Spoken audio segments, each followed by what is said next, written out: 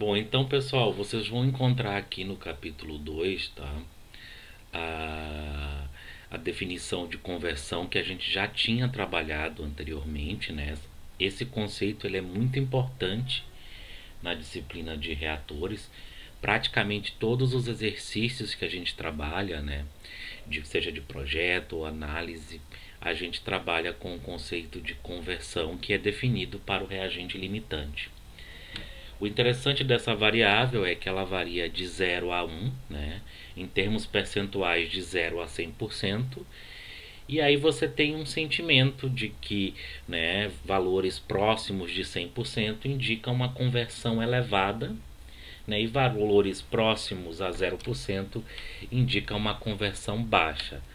Conforme a gente vai ver mais para frente, né, a escolha da conversão que a gente vai utilizar no projeto, ela precisa, né, passar por uma análise econômica, né? Nem sempre a gente consegue, né, tecnicamente falando, alcançar conversões de 100% e, né, mesmo que a gente consiga, normalmente isso vai requerer um tamanho de reator muito grande. Então, do ponto de vista econômico, né, muito dificilmente a gente vai trabalhar com conversões próximas a 100%, tá?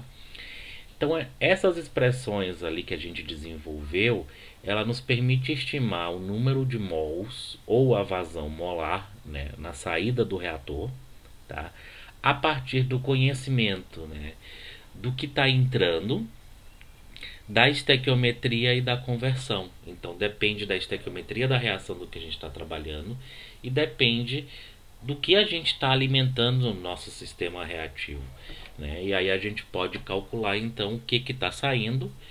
Isso é muito importante, né, para a gente saber o quanto a gente está produzindo e também para o projeto posterior do sistema de separação, tá?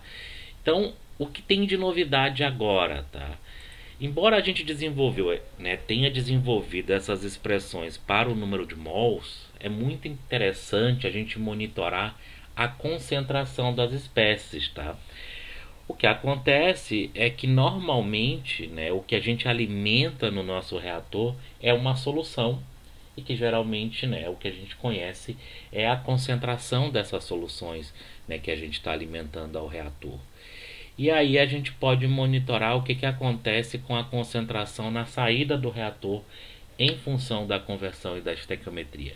Então, genericamente, vocês podem observar essa figura aqui, tá? Então, eu tenho aqui as concentrações na entrada, né, ou no tempo inicial, e um volume inicial, tá? Temos o nosso sistema reativo onde ocorre a nossa reação, né, alcançando uma determinada conversão. E aí nós temos as concentrações da corrente que está saindo do reator e um volume final, tá? Para sistemas, né, dependendo se ele é líquido ou gás, para o sistema gasoso a gente também acompanha variações de pressão nesse sistema, tá? E aí a gente pode trabalhar tanto com o conceito de concentração como o conceito de pressão parcial. O que acontece, né? Quando a reação se processa, nós vimos que a massa total permanece constante. Para o número de mols, isso não é verdade. A mesma coisa acontece para o volume. À medida que a reação, né, se processa, ocorre variação do volume do meio reacional. Tá? Imagine a seguinte situação: eu alimento duas soluções, tá, com os meus reagentes, né, no reator e tenho um volume inicial, né, formado por essas duas soluções. A reação se processa e se eu observar o nível, né, que vai se formar, né, esse nível ele pode variar, né, para o caso de uma reação em fase líquida, ou o sistema reacional pode expandir ou se contrair. Isso se deve à variação de volume, tá? Então é sempre importante a gente perguntar, né, se o sistema reacional ele ocorre a volume constante ou a volume variável. Por quê? A concentração, né, molar, ela é definida como o número de mols, tá, da espécie na minha mistura, dividido pelo volume total. tá? Então, assim, o volume, né, o que ocorre com o volume é muito importante para que a gente possa, né, definir a concentração das espécies. Então, a gente sempre vai precisar fazer essa pergunta, tá? Alguns sistemas a gente assume a aproximação, tá? Ou isso ocorre de fato, que o volume permanece inalterado. De maneira geral, o que eu posso enquadrar aqui? Todos os sistemas reacionais que ocorrem em fase líquida, tá? Então, para sistemas em fase líquida, a variação de volume ela é quase imperceptível. Então, a gente, né, assume normalmente, né, que ele é constante. Para reações em fase gás, tá?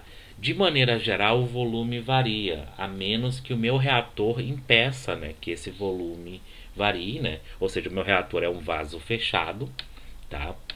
E a reação ocorre ali dentro, de forma que as paredes do meu reator elas não são móveis, tá? E o volume, né, da mistura gasosa ocupa todo o volume do reator e isso permanece inalterado. Genericamente, se vocês olharem essa figura abaixo, né, o que faria o volume variar, tá? É se houvesse um pistão. De maneira geral, a gente não está trabalhando com reatores do tipo pistão, tá? A maioria dos reatores da indústria química são reatores, né, de paredes rígidas. Então a gente vai considerar o seguinte, né? Reação em fase líquida, volume constante. Reação em fase gás, a gente vai analisar, né, um pouquinho mais para frente. Então nós vimos a seguinte relação, tá? Essas relações elas foram desenvolvidas, vale para sistema em fase gás ou sistemas em fase líquida. O que a gente pode fazer com essa expressão? Podemos dividir pelo volume dos dois lados, tá? Então o que acontece? Dividir pelo volume do lado direito, né? Já que V igual a V0, eu posso trocar V por V0. Tá? E aí eu reconheço que NI sobre V é a concentração e NA0, que é na entrada, né, dividido por V0, é a concentração na entrada. Então as expressões elas são bastante simples, tá? Onde a gente pode calcular a concentração da espécie em função da concentração das entradas, da mesma forma que a gente tinha feito para o número de mols. Tá? Então essas expressões elas são bastante simples. Tá? Então, se a gente fizer isso, né, para todas as espécies, ali está então, né, a concentração, as fórmulas de concentração para um sistema a volume constante. Essas fórmulas, gente, elas estão disponíveis nos livros, tá? O Fogler, que é a nossa referência principal, ele apresenta essas fórmulas. O que vocês precisam saber eu posso usar essas fórmulas no projeto? E para saber isso, vocês têm que se perguntar, o volume permanece constante? Se sim, vocês podem utilizar essas fórmulas, tá? Então vamos resolver um pequeno exercício aqui. Digamos que vocês queiram, né, projetar um reator para a seguinte reação: 2A mais 3B formando 4C. O reator ele é alimentado, tá, com uma solução que tem concentração inicial de A de 1 mol por litro e concentração de B de 1,8 mol por litro. Tá? Então vamos responder as seguintes questões para a gente ver como é que a gente utiliza aquelas fórmulas ali. Tá? Então as concentrações das espécies para a conversão de 70% de A. Tá?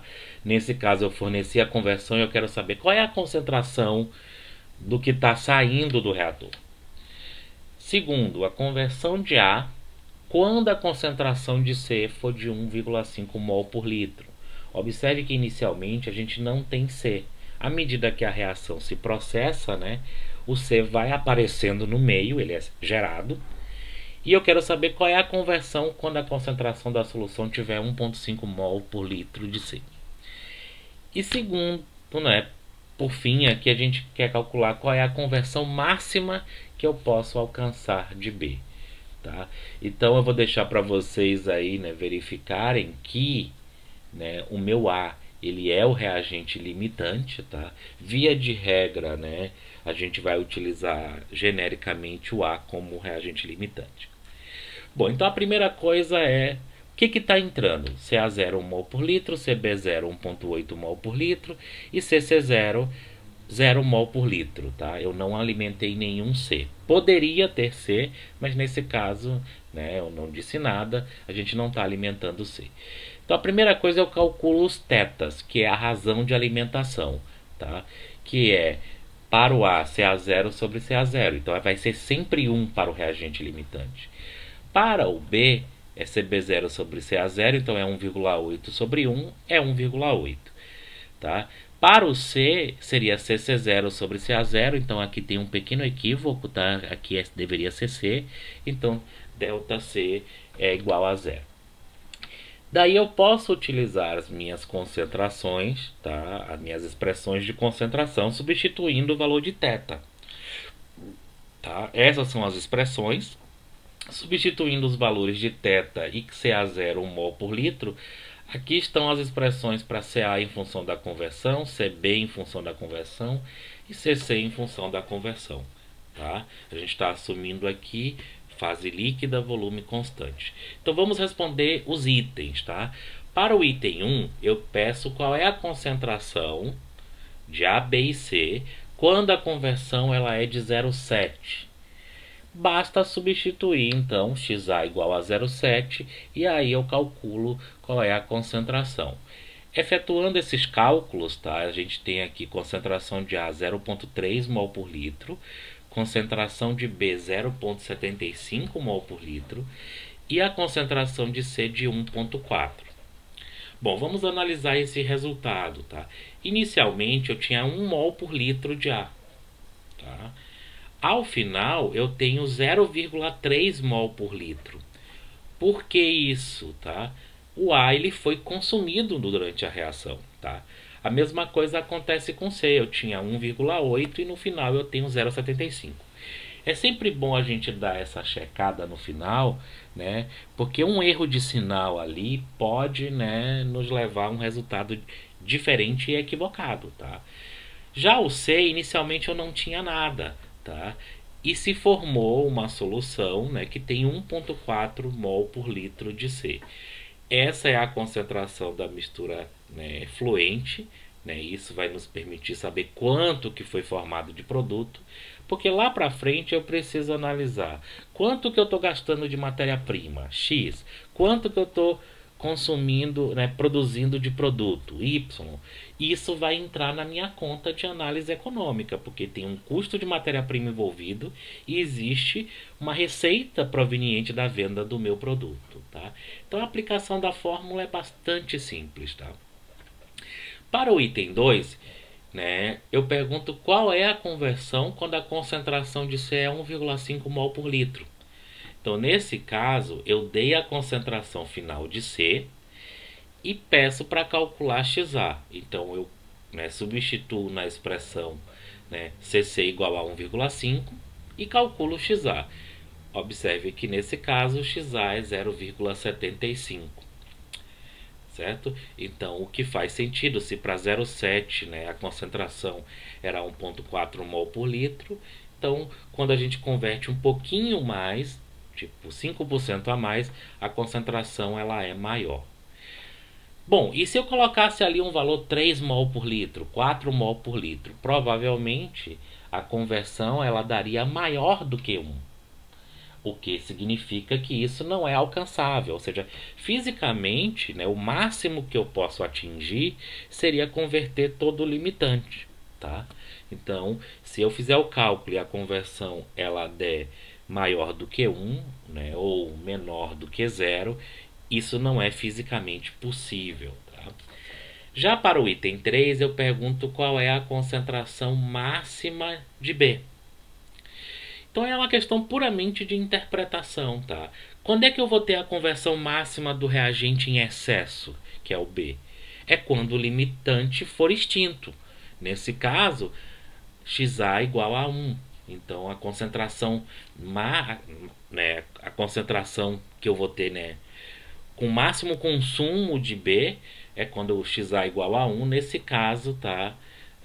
Eu tenho 0,3 mol por litro.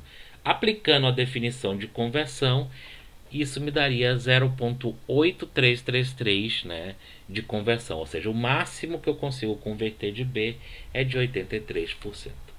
Então observe que é relativamente simples, tá? Só que para utilizar essas fórmulas a gente precisa pensar, né? E para isso, né, eu recomendo que vocês façam um esquema desse, né, um diagrama de bloco, colocando o que que você tem no início e o que que você tem no final, e aí vocês conseguem visualizar o que está ocorrendo por ali. Então, no próximo tópico a gente vai falar sobre o que acontece quando o volume varia, tá? As expressões de concentração elas vão ser um pouquinho diferentes, um pouquinho mais complexa.